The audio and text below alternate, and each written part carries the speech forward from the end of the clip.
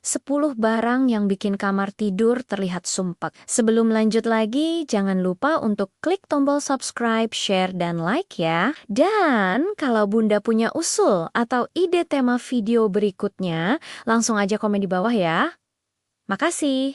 Dan kita lanjut sekarang. Halo Bunda semua, semoga semuanya sehat selalu ya. Bun, rasanya kok pusing banget ya kalau masuk kamar sendiri, tapi suasananya sudah kayak gudang logistik yang habis kena badai tornado. Padahal kalau lihat di media sosial itu kamar ibu-ibu lain kok estetis banget, bersih, minimalis, dan baunya kayak lobi hotel bintang 5.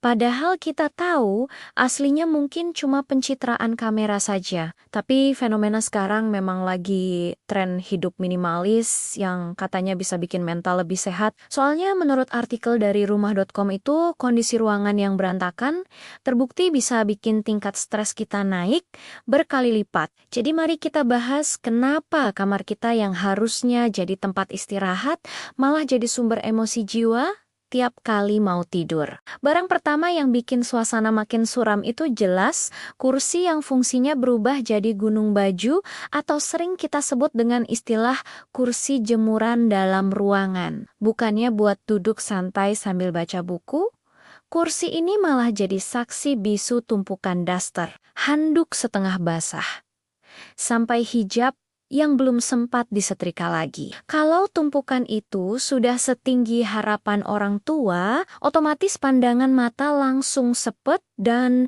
hawa kamar jadi terasa lebih sempit dari aslinya. Solusinya ya cuma satu, yaitu segera lipat atau gantung.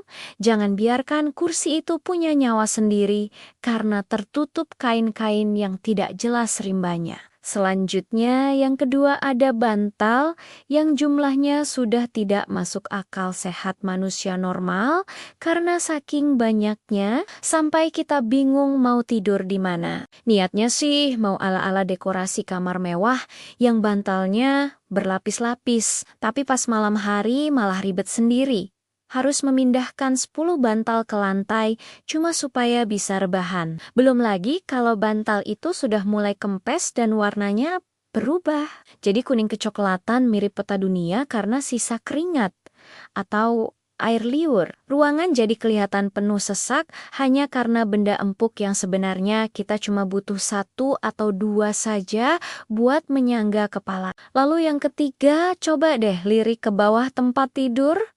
Di situ pasti ada kardus-kardus bekas belanja daring yang kita simpan dengan alasan siapa tahu nanti butuh buat kirim paket lagi. Masalahnya paket yang dikirim tidak pernah ada, tapi kardusnya sudah bikin koloni sendiri di kolong kasur sampai jadi rumah idaman buat kecoa dan laba-laba. Kardus kosong itu memakan ruang visual yang besar dan bikin energi di kamar terasa berat, seolah-olah kita sedang tidur di dalam gudang ekspedisi. Kalau memang tidak dipakai dalam waktu seminggu, lebih baik segera kasih ke tukang rongsok supaya kamar bisa bernapas lebih lega sedikit. Barang keempat yang sering jadi polusi mata adalah meja rias yang permukaannya sudah tertutup penuh oleh botol-botol kosmetik dari zaman purba sampai yang terbaru. Kita sering merasa sayang mau buang botol yang isinya tinggal setetes. Padahal itu botol sudah berdebu dan bikin meja kelihatan sangat berantakan sekali. Belum lagi kalau ada koleksi lipstik yang warnanya hampir sama semua tapi jumlahnya ada 20 biji. Itu sih namanya bukan dandan, tapi buka toko kosmetik cabang kamar tidur. Cobalah sortir mana yang benar-benar dipakai harian, supaya meja rias tidak terlihat seperti pameran barang antik yang berantakan. Kemudian kelima ada juga jemuran handuk kecil atau gantungan baju di balik pintu yang kalau sudah penuh beban hidup, jadi terlihat sangat merusak pemandangan mata. Biasanya kita gantung jaket, daster, hingga tas belanja di situ sampai pintunya tidak bisa dibuka secara maksimal atau malah bunyinya jadi create horror. Pintu yang tidak bisa terbuka lebar itu secara psikologis bikin kita merasa terjepit dan ruang gerak jadi terbatas sekali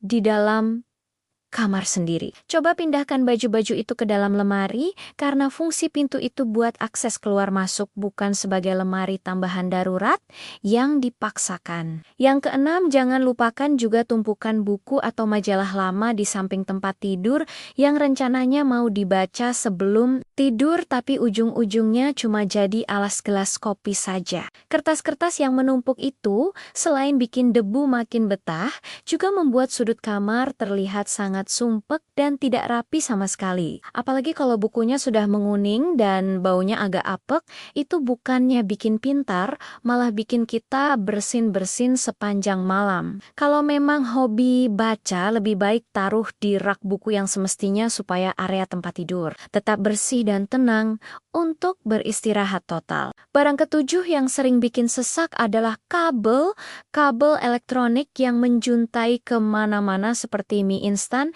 yang tumpah dari piringnya. Ada kabel pengisi daya ponsel, kabel lampu tidur, sampai kabel kipas angin yang saling melilit satu sama lain di pojok ruangan atau di atas nakas. Kabel yang berantakan ini memberikan kesan visual yang sangat kacau dan bikin kita merasa seolah-olah hidup di dalam mesin pembangkit listrik. Gunakan pengikat kabel atau kotak khusus supaya semua kabel tersembunyi dengan rapi dan tidak merusak estetika kamar yang sudah kita bangun dengan susah payah.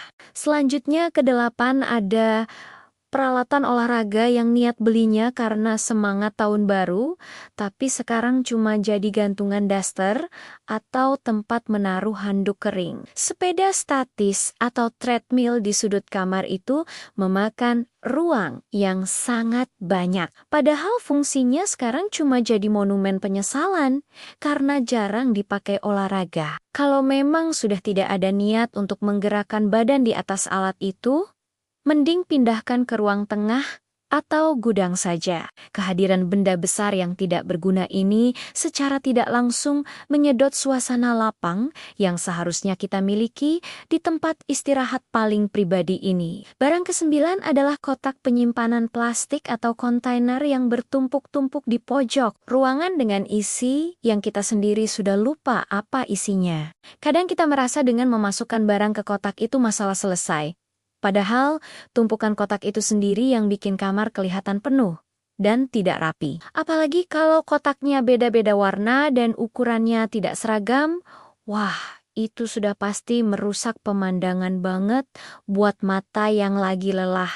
Lebih baik kurangi barang yang disimpan atau masukkan ke dalam lemari besar supaya tidak ada pemandangan kotak plastik yang menumpuk tinggi bak menara. Terakhir adalah hiasan dinding yang terlalu ramai atau bingkai foto yang jumlahnya kebanyakan sampai menutupi hampir seluruh permukaan tembok kamar kita. Memang bagus punya kenangan, tapi kalau tembok sudah penuh dengan pajangan yang tidak senada, malah bikin kepala pusing dan ruangan terasa makin menyempit ke tengah. Ruang kosong di tembok itu sebenarnya penting supaya mata kita punya tempat untuk beristirahat dan tidak melulu melihat objek yang ramai. Pilih satu atau dua foto yang paling bermakna saja untuk dipajang agar suasana kamar tetap terasa elegan dan tidak seperti galeri foto dadakan yang berjubel. Kesimpulannya ya bun, kamar yang sumpek itu sebenarnya cermin dari keinginan kita yang terlalu banyak, tapi kapasitas ruang dan tenaga kita terbatas sekali untuk mengaturnya. Kita sering terjebak rasa sayang mau membuang barang, padahal barang itu sudah tidak memberikan manfaat apa-apa, selain cuma menambah debu dan rasa sesak di dada. Mari kita sedikit refleksi diri, apakah kita memiliki barang-barang itu karena memang butuh atau cuma karena lapar mata saat melihat diskon di aplikasi belanja saja? Memang berat rasanya membuang kenangan atau barang yang dibeli dengan uang sendiri, tapi ketenangan pikiran itu jauh lebih mahal harganya. Mungkin ini saatnya kita jadi sedikit kejam pada barang-barang yang tidak berguna itu demi mendapatkan kualitas tidur yang lebih baik dan bangun dengan perasaan segar. Tidak apa-apa kalau kamar tidak langsung jadi minimalis seperti di majalah. Yang penting ada kemauan untuk mengurangi satu persatu beban yang tidak perlu itu. Kita harus sadar bahwa kenyamanan diri sendiri adalah prioritas utama daripada menyimpan tumpukan benda mati yang cuma bikin emosi tiap kali melihatnya. Semangat ya buat kita semua, para ibu yang sedang berjuang menata rumah sekaligus menata hati agar tidak gampang stres hanya karena urusan kamar yang berantakan. Setelah ini coba deh Bunda bangun dari tempat tidur, lalu lihat sekeliling dengan kacamata jujur. Apakah ada barang yang tadi disebutkan masih bertengger manis di sana? Kalau ada, jangan langsung panik atau malah marah-marah ke suami dan anak. Tapi mulai saja rapikan pelan-pelan sambil mendengarkan musik favorit atau podcast. Dengan begitu proses bersih-bersih jadi tidak terasa berat dan kamar impian yang lega bukan lagi sekadar angan-angan di dalam mimpi saja. Jadi, barang mana nih yang menurut Bunda paling susah buat disingkirkan dari kamar tidur? Yuk, tulis di kolom komentar ya. Terima kasih sudah menemani curhat dan ceritaku sampai akhir. Sampai ketemu lagi di episode video berikutnya. Salam semangat, Bunda semua.